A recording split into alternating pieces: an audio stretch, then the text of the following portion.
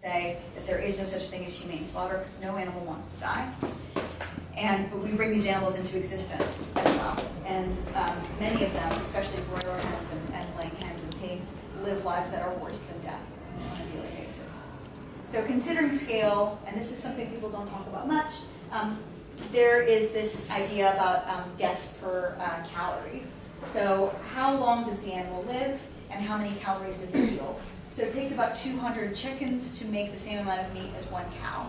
And what's counterintuitive is that many people who say that they're vegetarian actually eat chicken and fish. And chicken and fish is often the last thing people give up. Whereas actually when it comes to deaths per calorie, when it comes to how many animals die in providing a single meal, you should actually try and do the opposite thing.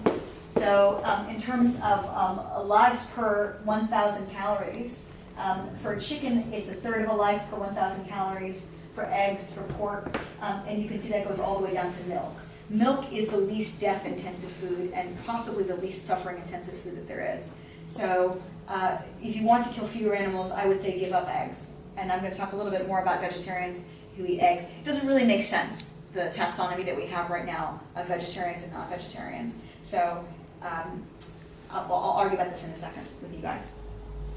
This is the number of animals killed to produce 1 million calories in 8 food categories. And you can see this is chicken, this is eggs, beef, pork, milk, vegetables, fruits, and grains. And if you look at this chart here, this is the total number, but you can also see slaughter and harvest. So harvest is the number of animals that are killed in the process of harvesting the grain that you feed to the animal. So there is no diet that is deathless. There is no diet that doesn't cause some kind of animal death or suffering. And if you look at something like milk, for example, that is the majority of the deaths per calorie that are going into milk are actually from the food that you're providing the cows and not from the cows' deaths themselves. A dairy cow produces more calories than any other non-human animal that we kill for food. She produces about 6 million calories in her life if you divide by all of the cows that you kill.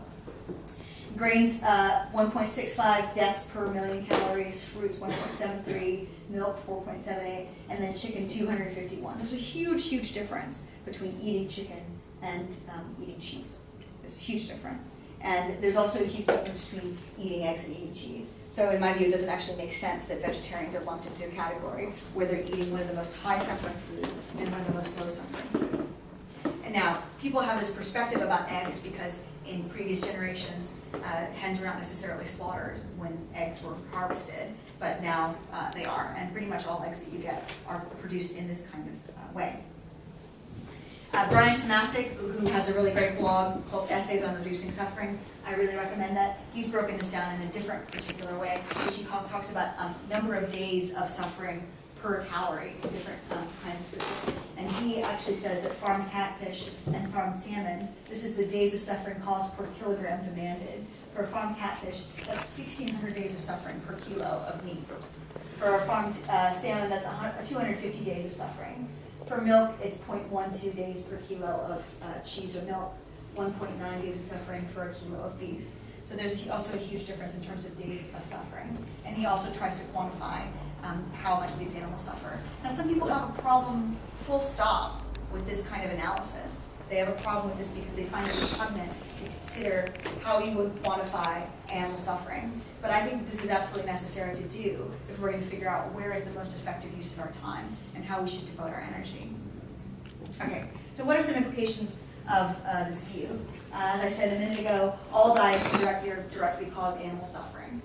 And as somebody who formerly was an incredibly judgmental vegetarian, I recognize now if I'm even eating a meal when I'm not hungry, I'm causing animal death.